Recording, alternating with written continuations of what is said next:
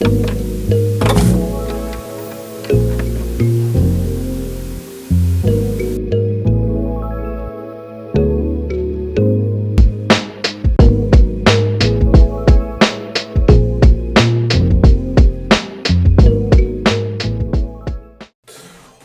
up, it's your boy T-Burn Reaction. Today's Music Money. So, about to do another video from the homie L Train, though. I originally going to do a different video based on the video I just recently did a reaction to, which is Public Enemy's Fear of Black Planet sample from 8 Minutes Upside Down. But aside, go along with the scheduled video I had today, which is how sample revolutionized music as well, too.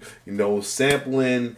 It was still kind of related to the video before because sampling shaped this music sound, especially in hip hop, though. So we're gonna look at how the sampler revolutionized as well too, from Concrète to Musique Concrète to hip hop as well too.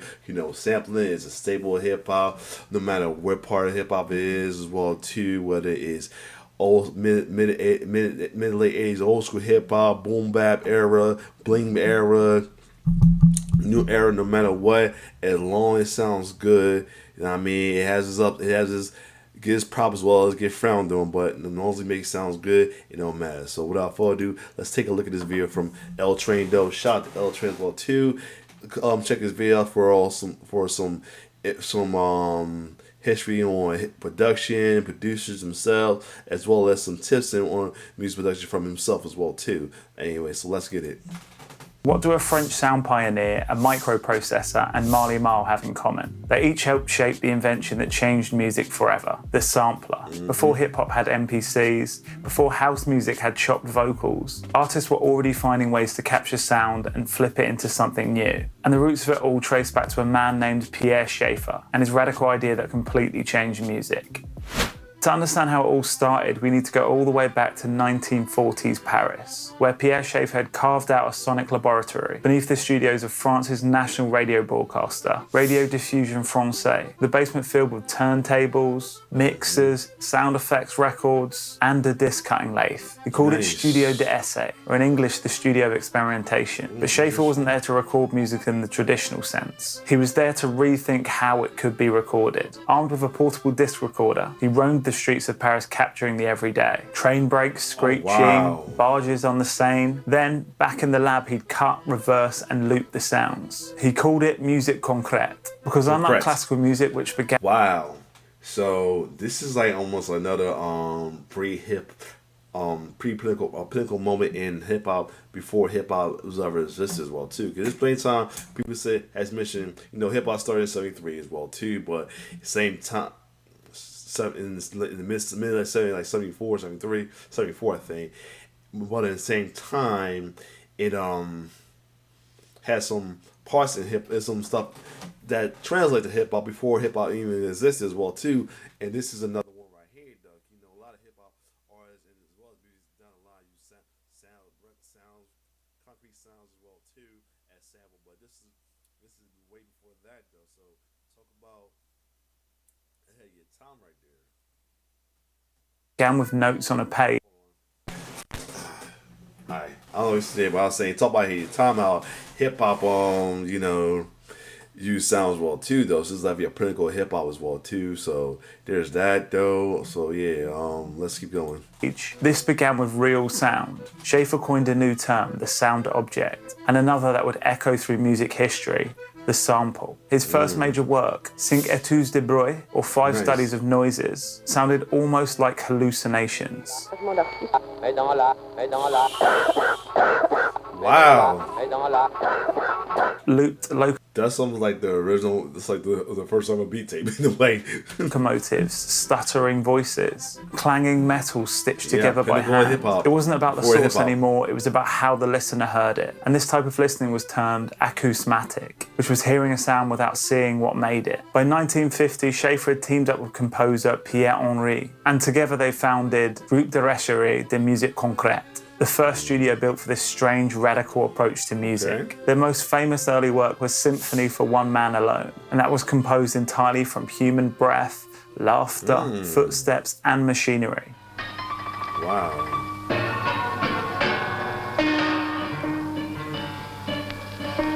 At the time, critics said it wasn't music, Of course. a tale as old as time when it comes to sample-based creation. That's why this is also related to hip hop. You know, people tell you the same thing about hip hop.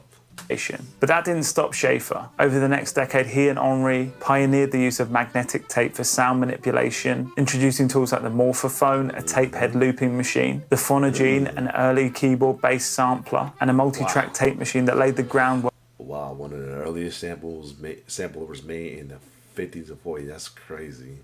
For modern studio production. And their tools and ideas might have seemed niche at the time, but they'd go on to shape the sound of entire genres and help inspire one of music's most revolutionary inventions, the sampler. Here we go. After Pierre Schaeffer cracked open the idea of turning sound into music, a wave of innovators across countries and genres started playing with ideas in their own way. They weren't using samplers yet, but the concept was slowly being shaped piece by piece. Nice. In the US, there was guitarist and inventor Les Paul, best known for pioneering the electric guitar. He was building what he called the Octopus, the world's first 8-track tape machine. Nice. Les and his wife, Mary Ford, were experimenting with all sorts of things. Close miking, overdubbing. It's crazy that this was like the mixing board back in the day, though, with all the knobs and stuff. And multi-tracking, stacking harmonies and layering guitar parts like a tape-based jigsaw puzzle. Mary will hear the part that's already made, and then she sings onto it, all right? Somewhere there's music, how faint the tune. Now I'll add a tenor part to that. Somewhere there's music, how faint the tune. Would you like to hear the third part? Yes. Somewhere there's music, how faint the tune. Somewhere there's music, how faint Wow. the tune. Somewhere there's That's hot. Meanwhile, in London at the BBC Radiophonic Workshop, Delia Derbyshire was building music by hand, literally. She was stitching together sounds in an era before synths and samplers even existed. If the sound we want exists already in real life, say, we can go and record it. We can get the lower sounds we need from the rhythm by slowing down the tape. Wow.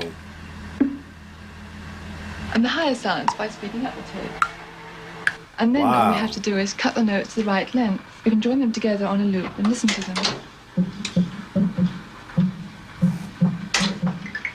Wow, that's pretty awesome right there as well too. Yeah, definitely early version of sampling as well too. Wow, literally using that sampler. Yeah, dang man, that is wow.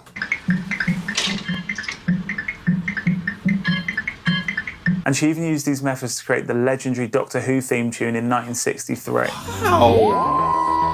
Oh, that's awesome. Wow, that is awesome. Next came a keyboard that quietly pushed things forward. In 1963, a British invention called the mellotron appeared, and it was inspired by an early American instrument called the Chamberlin. It looked like a regular electric piano, but under the hood it was packed with tape. It's a musical computer. The right hand is lead instruments with a choice of 18 different ones, and the left hand is rhythms in this half and backgrounds in this half, and it's all been fed onto hundreds of tape tracks.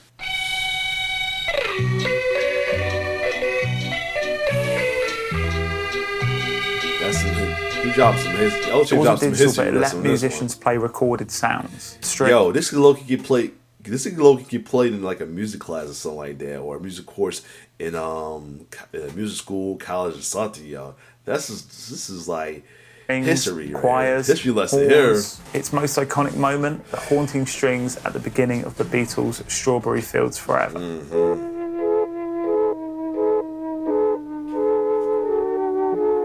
Meanwhile, in Kingston, Jamaica, another revolution was quietly taking place. Producers like the legend King Tubby were experimenting with tape machines and mixing consoles in ways no one had before. King Tubby and his Hold on a second. I'm bad. Let's keep going. contemporaries started to push the boundaries of sound as they tried to create more and more individual versions of original recordings. Playing his mixing desk like an instrument, Tubby's studio became the go-to place to get a track reversioned. Who stripped songs down to just drum and bass, throw delay and echo across vocals, and rebuild the groove from the ground up live on the desk. And even without the sampler, it planted a powerful idea. Recorded music wasn't fixed. It could be pulled apart, reimagined, and flipped into something entirely new. Together, all of these pioneers were chipping away at a new musical language. But they were still missing one crucial piece of the puzzle, a machine that could do it all. Ooh, there For decades, all of these inventions from musique concrète to dub relied on manual techniques. But in the late 1970s, a new kind of instrument arrived, powered by a brand new invention, the microprocessor. You're looking at something so astonishing, it almost contradicts everyday conceptions of reality. It does the work of a room full of electrical circuits, yet it uses almost no energy. Before this, machines could only do one thing at a time. But with the new microprocessor, they could record, store, edit, and play sounds all on the same machine. Two Australian schoolmates, Peter Vogel and Kim Ryrie, had been dreaming of creating the ultimate music machine. When we were at school, Peter Vogel and I had the run of the science block, basically. We pretended to be working on some sort of research, and we were usually doing something fairly nefarious. And they weren't part of the music industry, but they found their way in by adapting a digital audio engine, originally developed by engineer Tony Furz. With that engine and the newly available microprocessor, they created something completely new. We could sample sounds directly, recording them to memory, and then play that on the keyboard. It was called the Fairlight CMI. So all of these sounds are pre-produced or produced synthetically, and then when you hit this, it tells the machine, let's hear that sound. Plus, you can sample sounds. In other words, you can plug a microphone into the back of the instrument and talk into it or make any kind of sound. Wow. It'll digitize that sound and make it possible to play that sound on the keyboard. And artists like Peter Gabriel and Kate Bush were some of the first to get their hands on it. Okay. It was one of the best things to happen for me alongside rhythm machines. Kate Bush used it to craft her standout hit, Running Up That Hill, from scratch. Nice. Wow. The infamous song that got... And then there was the song that came popular again because of the Stranger Things. Nice. An orchestral stab lifted from a Stravinsky record that would go on to be one of the most iconic sounds in digital music. Wow. That's all of this awesome. came at a price. The Fairlight cost more than a house at the time. And you could only really find it in elite studios. The studio had a lot of expensive equipment. They had something called a Fairlight computer, which was like one of the first samplers that ever came out. It was like $100,000. Jesus! As we know, it was finally here, but it wasn't accessible yet. The Fairlight may have changed the game, but only for those that could afford to pay. For everyone else, sampling remained a distant dream. Right, quick heads up, if you're interested in sampling soulful, vintage-inspired compositions, I just dropped a new sample pack called Aperitivo. It's inspired by 60s and 70s European film scores and that dusty library sound that producers like Madlib and Alchemist love to sample.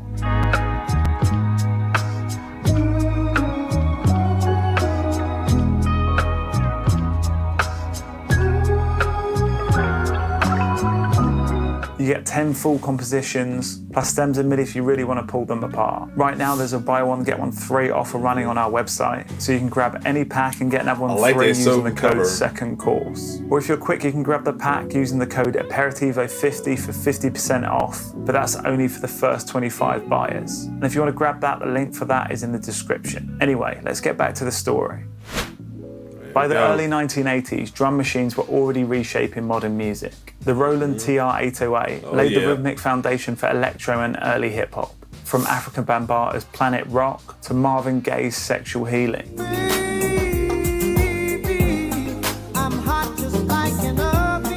But before samplers were affordable, producers had to get creative. I came from a tradition of making pause tapes. If you heard of a piece, you'd have to record it, rewind it, get that piece back. And in 1984, the Emulator 2 arrived. Much cheaper than the Fairlight, but at $8,000 still out of reach for the average producer. However, in 1985, the SP12 arrived, the first sampler made for working musicians. A digital drum machine that let you record and sequence your own sounds. It only offered 1.2 seconds of sample time, but that was enough to load in your own drum hits and break away from the factory presets. And as incredible as it was, producers were quickly asking for more. What people were telling us is, we want more memory, we want more of our own sounds. Right. So we eventually expanded that to the SP1200, and what we saw people starting to do is sample not drum sounds, but instrumental loops. Nice. With 10 seconds of sampling Yep. time, the SP1200 gave producers far more control, and it became the backbone of the golden era of hip-hop. The SP1200 had the littlest bit of sampling time, but I like the limitations so that you're forced to be creative with that little bit of time and still make a ill-ass beat.